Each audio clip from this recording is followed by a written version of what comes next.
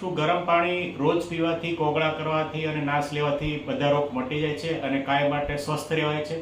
તો સાંભળો, તમને ન ગમે એવો ડૉક્ટરનો ઓપિનિયન. હેલો ફ્રેન્ડ્સ, ડૉક્ટર રાજન પટેલ, વિશ્વ ENT હોસ્પિટલ. તમે વાંચ્યું હશે ઘણી ચેનલ પર અને ઘણા ઇન્ફ્લુઅન્સર, મીડિયા ઇન્ફ્લુઅન્સર પર તમે એનો ઓપિનિયન જોયો હશે કે જે દરેક જણ તમને એવી સલાહ આપે કે રોજ ગરમ પાણી પીવો અને રોજ આખો દિવસ ગરમ પાણી પીવું. એ જરા પણ હિતાવહ નથી. એના લીધે શું થશે કે તમારા જે ઉપરનો ગળાનો પાર્ટથી તે લઈને અન્નળી એ આખો પાર્ટમાં સોજો આવી જશે, એસિડિટી થશે અને બળી જશે. તો ગરમ પાણી પીવું જરૂરી નથી. ખાલી તમને ઈચ્છા હોય તો સવારમાં એક વખત પી શકો. કોગળા પણ રોજ કરવા જરૂરી નથી. નાશ પણ રોજ લેવો જરૂરી નથી. જ્યારે તમને ગળામાં ઇન્ફેક્શન હોય, શરદી હોય ત્યારે નાશ લઈ શકો, કોગળા કરી શકો.